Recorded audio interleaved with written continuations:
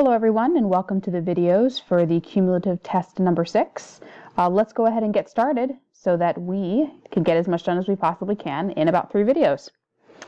So number 1, my goal is just to solve this equation and get x alone.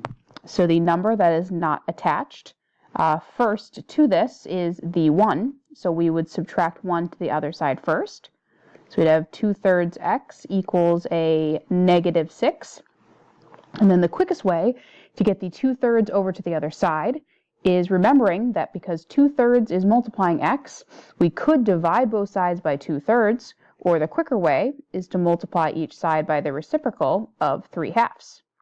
And so on this side, these two fractions combine to be 1, or cross out.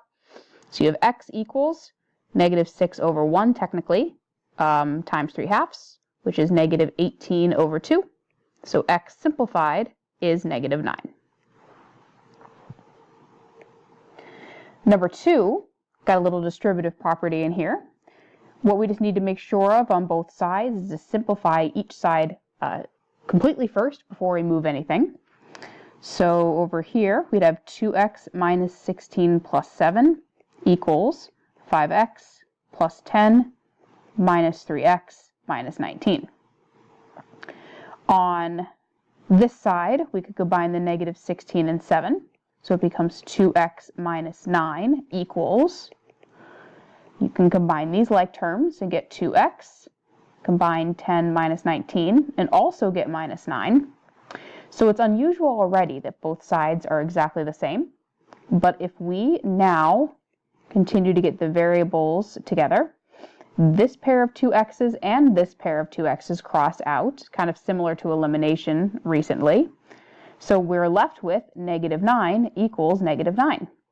And because this statement is always a true statement, there is going to be all real numbers. So any number possible will work if you plug it into this equation. So you could say all real numbers, all real solutions, or you could just use the double R figure.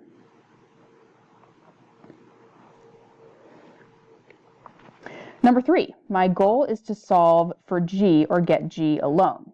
And so to do that, you want to isolate g. So if I look at what's over here, the 9h can be moved first. So I'm going to add that to the other side. So I'd have fg equals, these are not like terms, so we can't actually add them, so we still just need to write them separately. If my last move is to get g isolated, I need to move f. And because f is multiplying g, to get rid of it, I would have to divide both sides by f. So g is isolated, and that is going to be equal to 10j plus 9h all over f. So we actually don't get a number for this one, we just isolate the variable. Number 4, it looks like I have a fraction equal to a fraction, and no matter how messy the fractions get, when the fractions are equal, the diagonals are also equal to each other if multiplied. So we would have the equation 4 times x plus 6, or cross multiplication, equals 5 times 2x minus 3. So if I distribute on both sides, I would get 4x plus 24 equals 10x minus 15. If I want to get x alone, you can do this a different way, but I'm going to subtract 10x to the other side. So I'd have -6x plus 24 equals -15. I then would subtract 24. -6x equals, let's see, that would be a -39.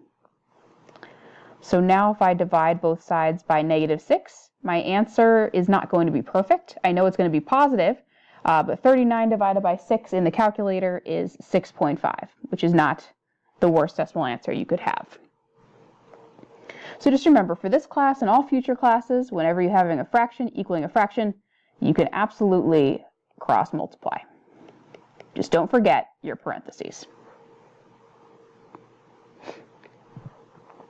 Number 5, 24 is what percent of 120? Well, if you're ever not sure where to start, think about your algebra vocabulary we've been working on this year. Is really means equals, and of really means multiply. So if I wanted to make this into an equation, it would look as such. 24 equals what, I don't know, percent times 120.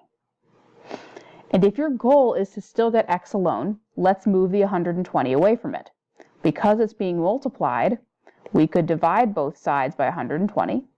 We'd have x percent equals 24 divided by 120. In the calculator, that comes out to be 0.2 or 0.20. Now, 0.2 or 0.20 is not my answer because I'm still asking for what percent. So my answer, if I move the decimal over twice, is a 20%.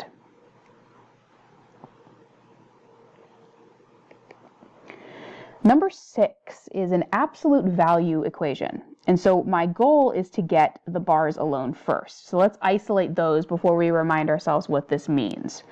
What to move away from the bars first? Well, the -5 is not attached. So I am going to add the 5 to the other side first because it's a negative. So I'd have 2 times the absolute value of 4x minus 2 equals 20. Now, the bars are not isolated yet, and no, we cannot distribute the 2 in because these bars are like walls, and the absolute value bars need to be isolated first. So if that's true, we would need to divide both sides by 2 because the 2 is multiplying the bars. So we'd have the absolute value of 4x minus 2 equals 10. Now, before we keep going, a reminder from earlier in the course. Remember that you can plug in any number you want here, but the answer is always going to come out as positive. So for instance, I could plug a +3 into the absolute value bars. This means distance is positive, so that answer is 3. If I plug a -3 into the bars, distance is always a positive thing, or the distance from 0. So that's also +3. So the number in here could have originally been a positive or negative. So this is why we have 2 options for absolute value equations.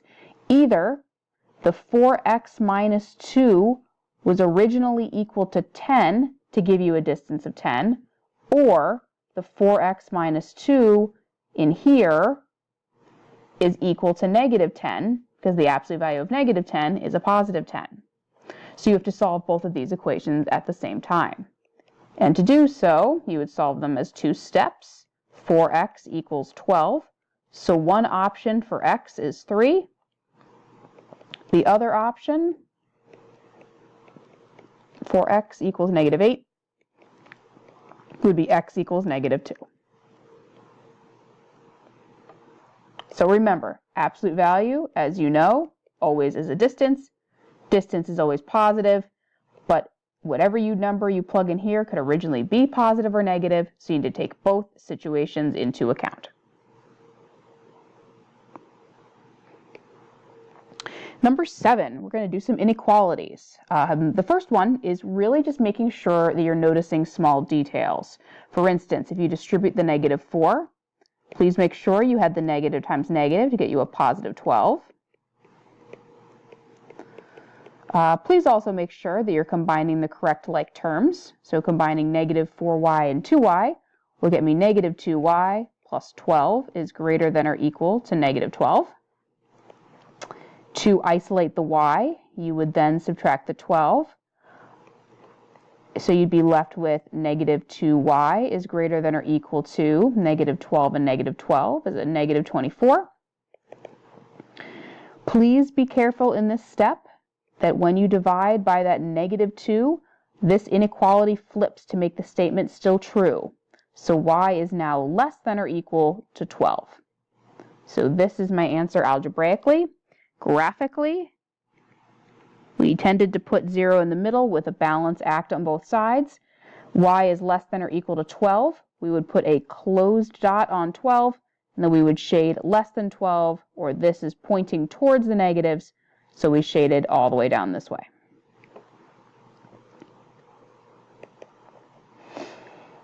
Number 8, a little practice with the fraction distributing. Not a bad idea. 1 multiplying by 1/4, remember, is the same thing as dividing by 4. So you're thinking 8 divided by 4, or times 8 over 1. So this would multiply to be 2x. 1/4 of 12 or 12 divided by 4 is really 3, is less than or equal to. On this side, if I combine like terms, we would get a 2x plus 1.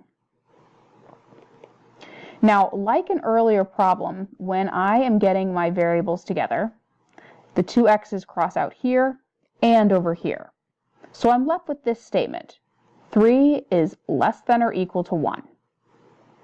Now this time, this statement doesn't make sense. 3 is never less than or equal to 1. So this time, this statement is false, which means there are no solutions that are true for this inequality. So that means that my number line would completely stay blank.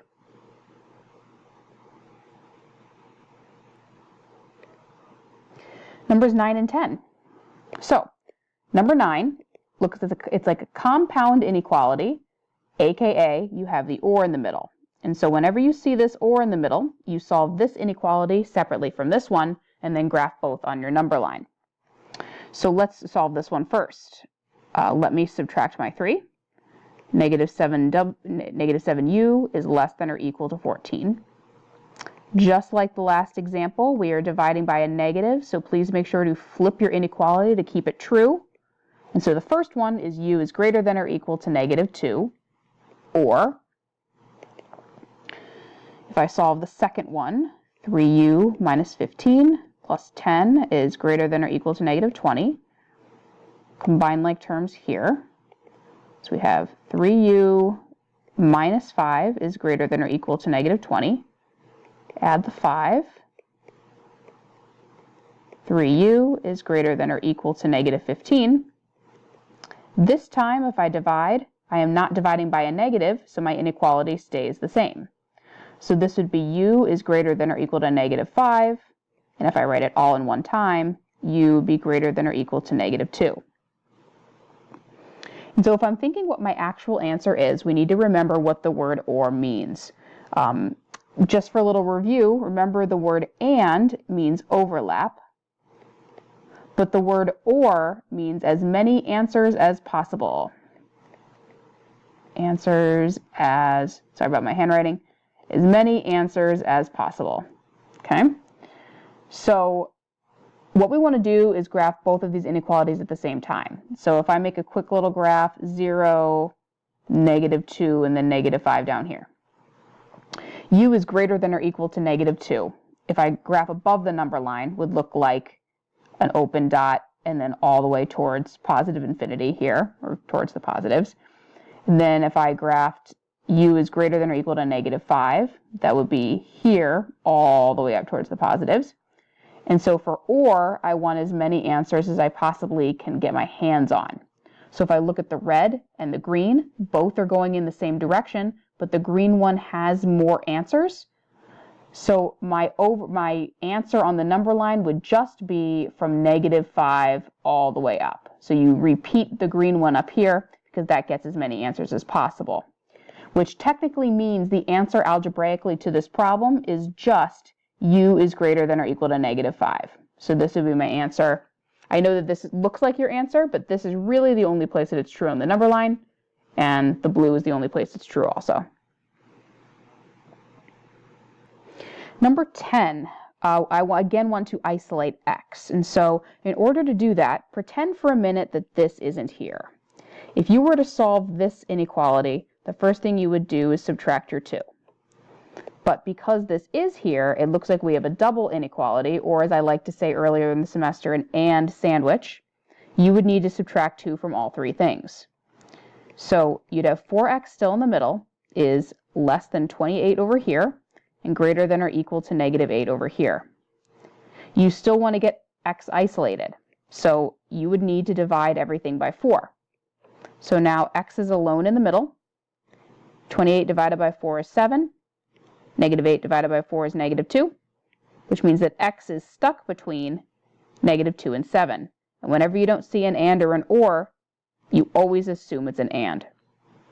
So on the number line, put 0, 7, negative 2, it would look like that x is stuck between negative 2 and 7, and your shading would be in the middle. Remember that there is an open dot on the 7 because there is not an equal to underneath here.